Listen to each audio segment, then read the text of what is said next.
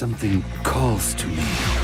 We meet again, Shadow the Hedgehog. With the distinct lack of information about Sonic X Shadow Generations on Nintendo Switch, we've composed a frame rate analysis, all the information about the visuals, any potential bugs that we've run into, as well as some of the changes from the original release, and of course handheld performance, in an effort to hopefully help some of you make your purchasing decisions. How then does it perform on Nintendo Switch? Well, my name is Mark Walker, welcome back to SwitchUp. If this is useful, tickle some buttons, leave comments down below if you have any questions for things that I've missed. Now, let's find out.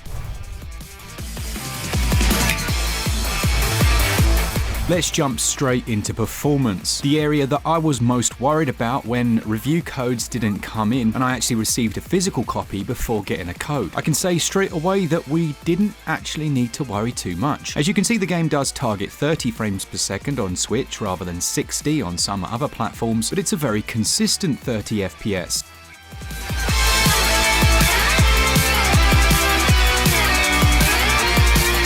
We will focus predominantly on the new content for this as well, but it has a frame time that's generally between 32 and 49 milliseconds, and that is reasonably consistent. Any stutters and drops usually occur during the cinematic moments on a stage. When we move over to handheld, although we can't do frame rate analysis there, we can see that performance seems consistent.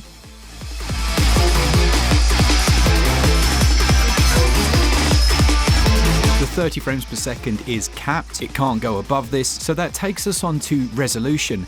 Now, the resolution was spoken of before release, with some mentioning that it was native resolution, so 1080p docked, 720 handheld. And if that is the case, to my eye it looks like there's some dynamic resolution scaling. You can see this because there's certain artifacts on effects, or if you zoom close in on the character, if by some miracle this is native resolution, then they aren't using any anti-aliasing. But whatever it is, in handheld it looks very crisp. Obviously things are moving at such a fast rate, it's difficult to pixel peep and have a look at different aspects, but it does still retain some of the visual effects like the motion blur when moving at very high speeds.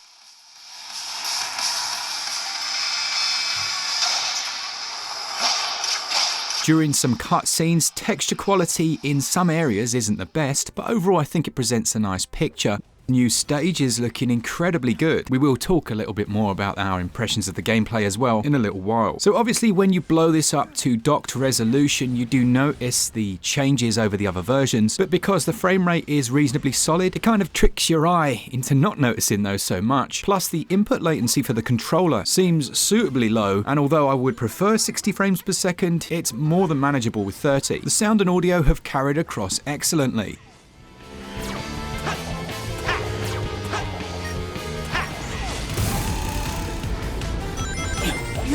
This is the ultimate power. Out of my way.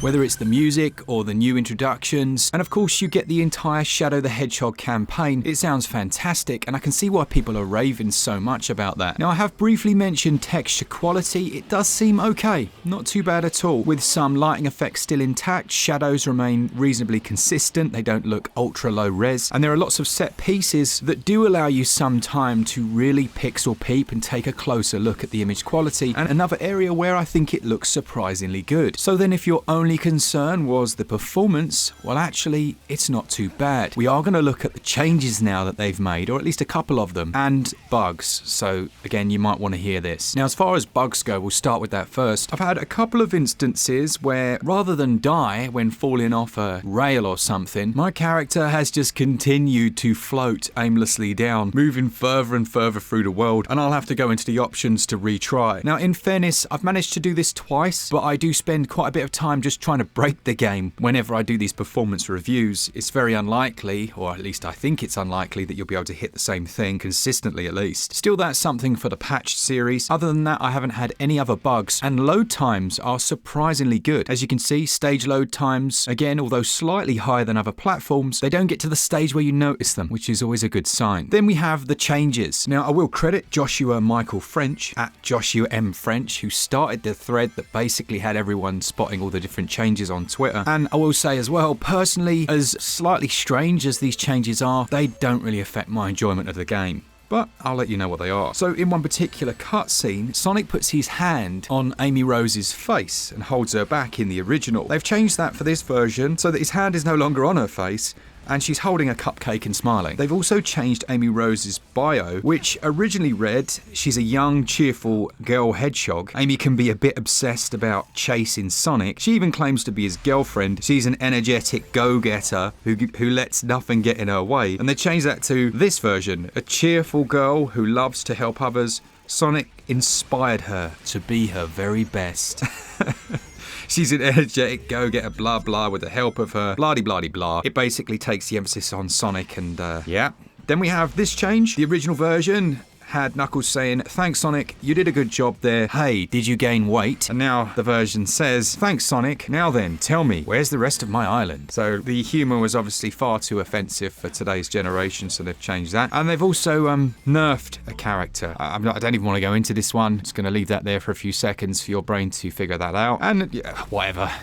So those are a couple of changes that they've made. I'm sure there are more in the version. If those things bother you immensely, then, you know, okay. It is what it is, really. A bit strange, but it's not going to affect me playing the game. Now, when it comes to the game, obviously this version is split into two distinct campaigns. You have that original, I think it's 2011 Sonic X Generations campaign, and the game did originally run at 720p, I believe, on the 360. And yeah, they do say it's 1080p on the Switch.